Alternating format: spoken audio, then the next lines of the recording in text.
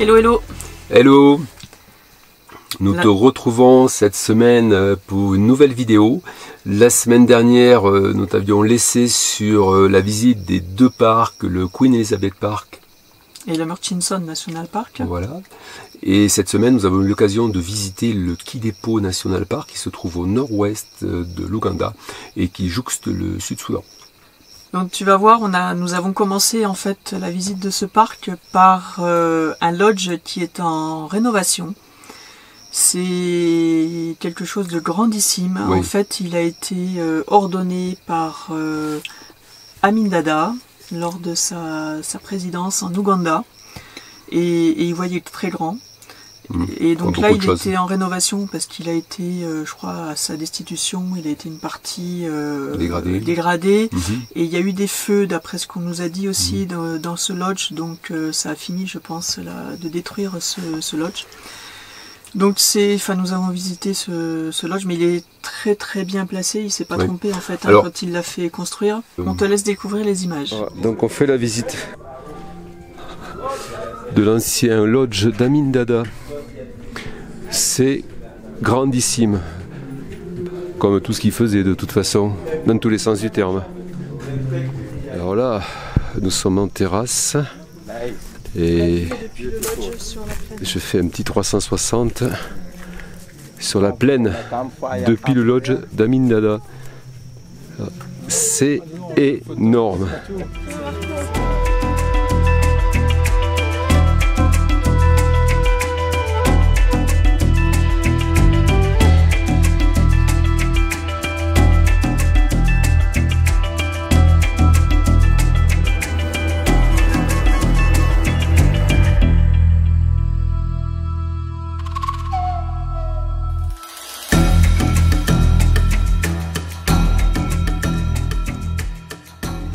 Ce parc Kidepo est magnifique, il y a de grandes steppes comme on avait pu observer dans le parc de Serengeti en Tanzanie.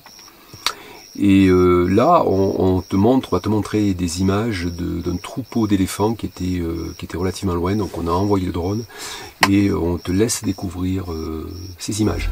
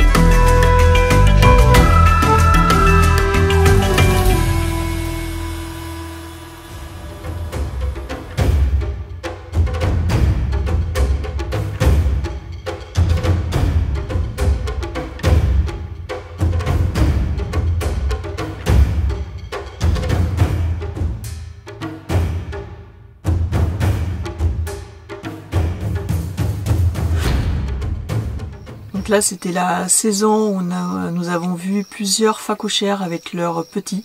C'était très très mignon de les voir courir derrière la maman. Voilà, et c'est vrai que jusqu'à maintenant, on n'avait pas vu de phacochères avec leurs petits. Enfin, les petits, on n'avait pas vu. Pas aussi nombreux. Non, pas aussi nombreux. Donc c'était vraiment très très mignon.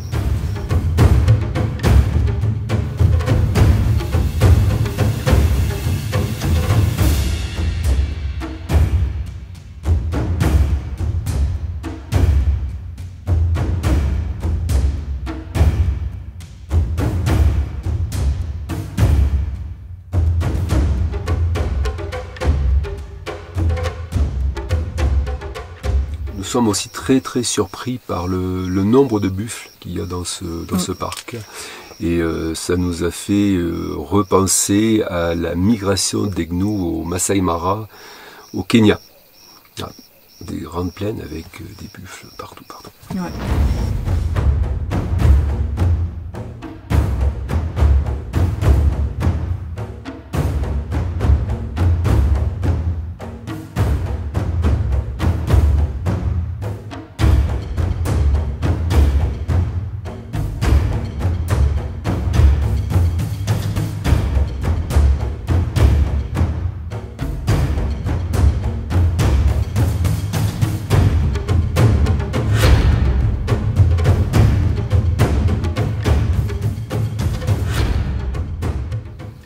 Donc là en Ouganda c'est la saison sèche qui est de janvier à mars.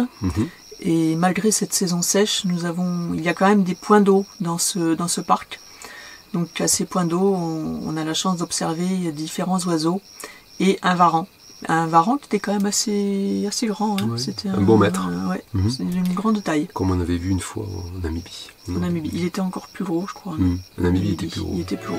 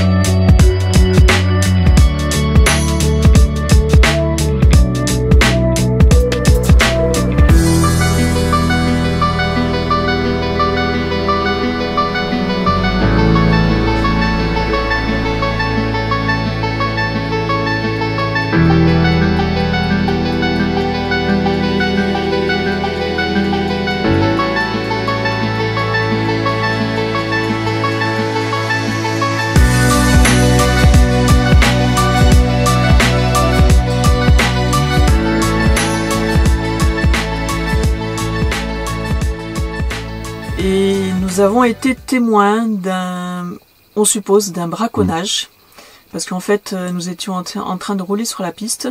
Et puis, en hors-piste, pas très loin de nous, hein, à centaine de mètres. Même pas. Ouais, c'est une centaine de mètres. On voit une voiture, donc un pick-up avec 8 ou 9 rangers dedans.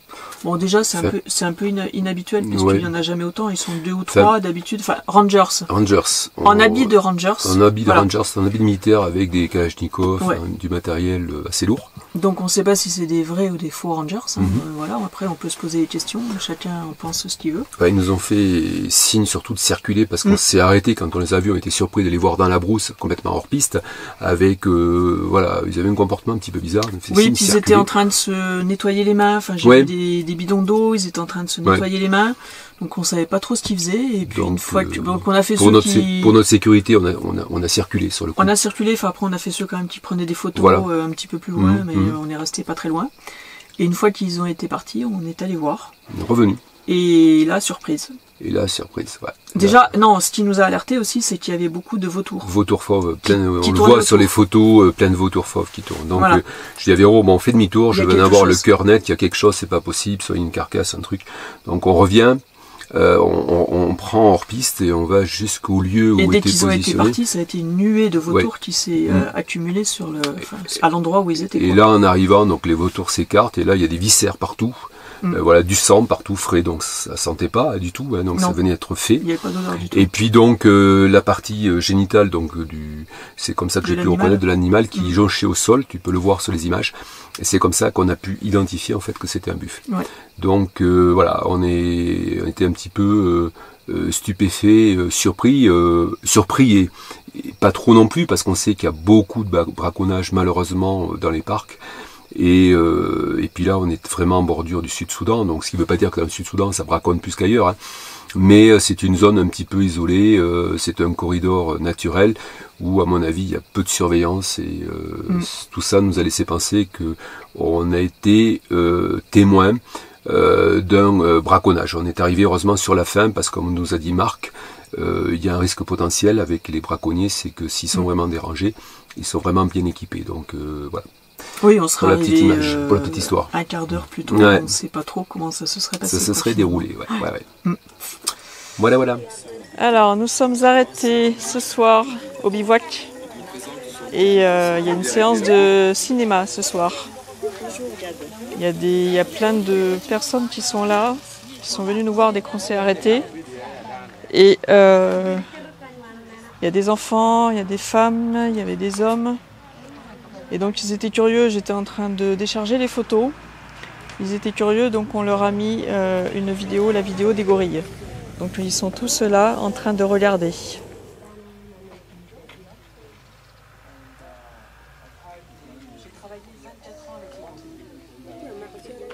Pendant ce temps-là, Domi fait la cuisine.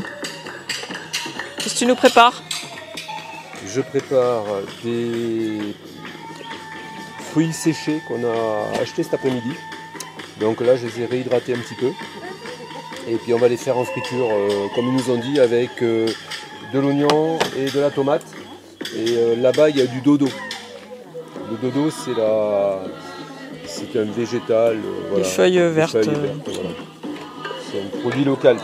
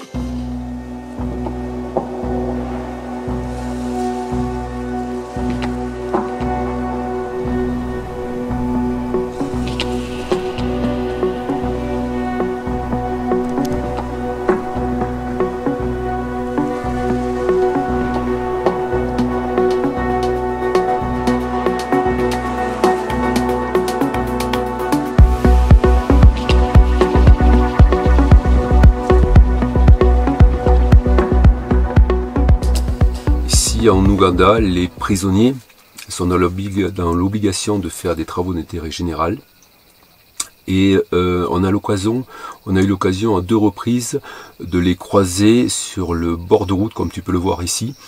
Donc ils ont une tenue, ils sont très facilement repérables parce qu'ils ont une tenue toute jaune. Ça me fait penser un peu aux Dalton, sauf que ils sont pas rayés, quoi, mais ils sont tout jaunes, ils sont pas rayés, jaune et noir. Et donc ils sont encadrés, alors on les voit pas trop bien, mais nous on les a vus, ils sont encadrés bien sûr par des rangers armés toujours avec une Kalachnikov. Et là en l'occurrence ils étaient en train de rouler des branchages pour les faire brûler.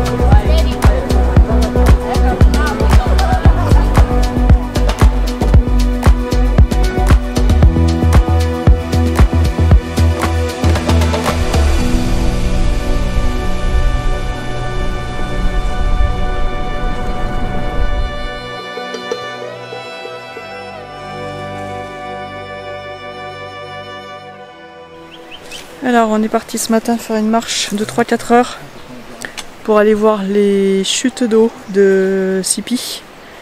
Donc il y en a 3. Là on a la première qui est juste devant nous. Les Sipi Falls, 110 mètres de hauteur. Donc la première qui est là.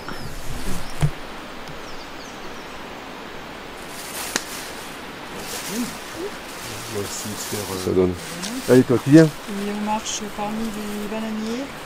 Ah, ça les bananiers, on est à Ouganda, il faut pas oublier. Enfin là on est revenu, il y avait un endroit où il y avait des bananiers, parce que là où on était plus haut, c'était tellement sec qu'il n'y avait rien qui poussait. Donc là ça y est, avec l'eau, donc on retrouve des bananiers, des cultures un peu partout. Culture de maïs, de café, de pommes de terre. Allez, on est reparti. Après vous, monsieur et madame.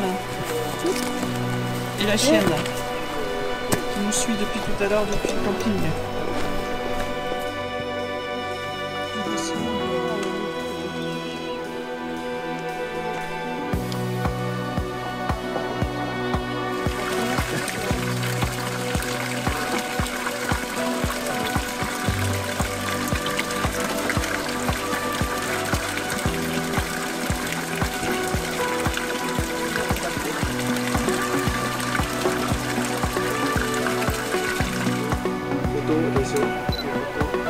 Ah t'es mignon comme ça avec ta fleur de bananier.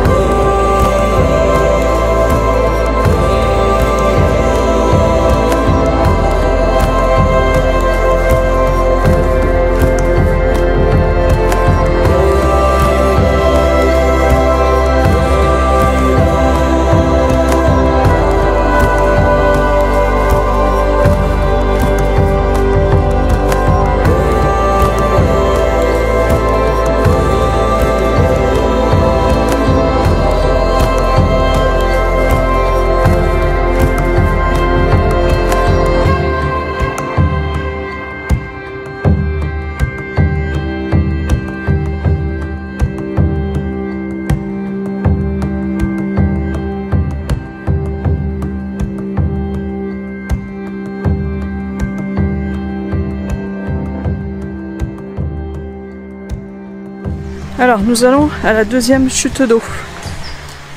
On passe parmi les plantations de bananiers. Il y a aussi du café. Voilà, il commence à faire un petit peu chaud là maintenant. Il est 11h, 11h15. Quand on est au soleil, là c'est mi-ombre, mi-soleil, un peu ombragé. Donc ça va. Allez, on va voir la deuxième, comment elle est.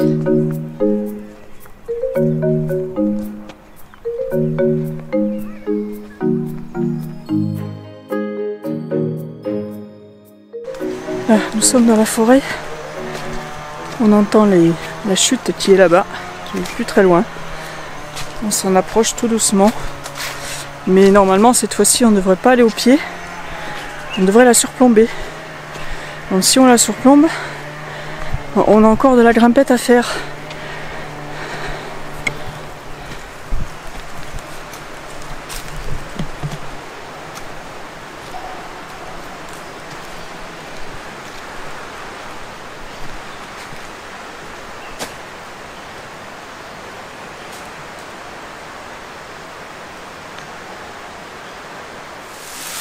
On est au pied de la chute.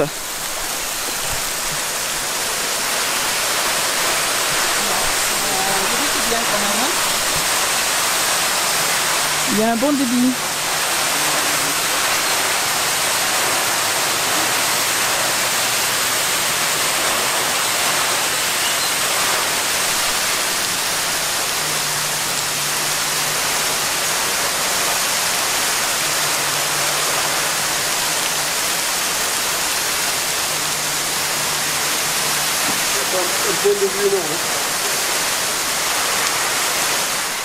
Alors, on s'en va de la deuxième chute. On va voir la troisième. Par contre, là on grimpe. Et bon, ça fait 3 heures qu'on est parti maintenant, depuis ce matin.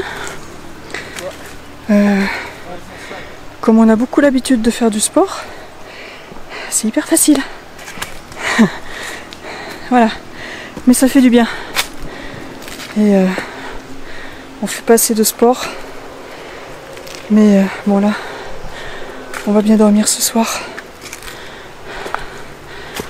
Voilà, ça grimpe. On voit Mumu là en pleine ascension. On voit Mumu. Allez Mumu, on y croit.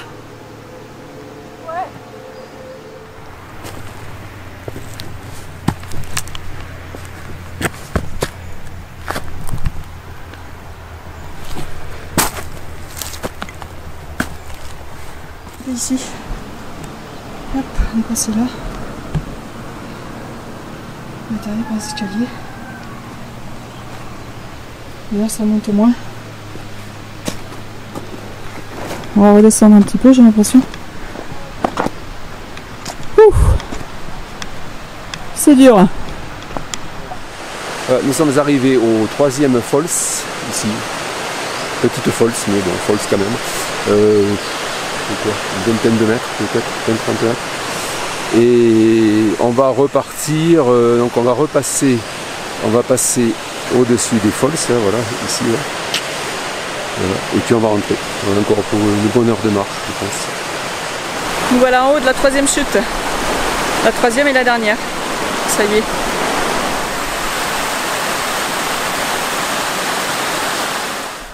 On espère que cette vidéo t'a plu. Oui. C'est la fin de cette vidéo. Hein. Oui. Si tu veux nous soutenir notre chaîne, mets des commentaires, mets des pouces et abonne-toi. C'est pas grand chose, mais nous ça permet de nous soutenir et de faire avancer notre chaîne. Nous soutenir dans notre travail, parce que c'est vrai qu'on l'a déjà dit, ça représente quand même, peut-être que certains ne s'en rendent pas compte, ça représente beaucoup de travail, c'est toujours à minima 2 jours de travail par semaine. On est très content de faire ce travail parce que c'est aussi un travail qu'on fait pour nous, comme on l'a déjà dit. Voilà, ça permet d'avoir, on aura une vidéothèque quand on va revenir qui sera complète, je pense. Voilà, et puis pour vous, de vous faire partager, et puis de vous faire partager nos aventures, nos émotions, et de vous faire connaître aussi un petit peu à chaque fois les pays, la culture, les paysages, voilà, la population. Donc c'est aussi ça le but de nos vidéos. Donc voilà, parle-en autour de toi. Et puis on va te souhaiter une excellente semaine. On te retrouve normalement dimanche prochain. Alors là, on ne sera plus en Ouganda. On ne sera plus en Ouganda, puisque voilà, on vient de passer la frontière kenyane aujourd'hui. Et donc on est à nouveau sur le sol kényan. On ne te dit pas où est-ce qu'on sera la semaine prochaine, ça sera la surprise. Je pense que, enfin j'espère qu'on fera de belles images, parce qu'on va dans un secteur un petit peu reculé au Kenya. Voilà, donc on te souhaite une bonne semaine, on te donne rendez-vous normalement dimanche prochain pour de nouvelles aventures et j'espère de belles images. Porte-toi bien. Porte-toi bien. Ciao, ciao. Ciao.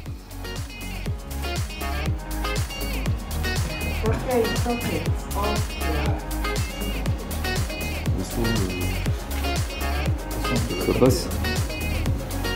Ça y est.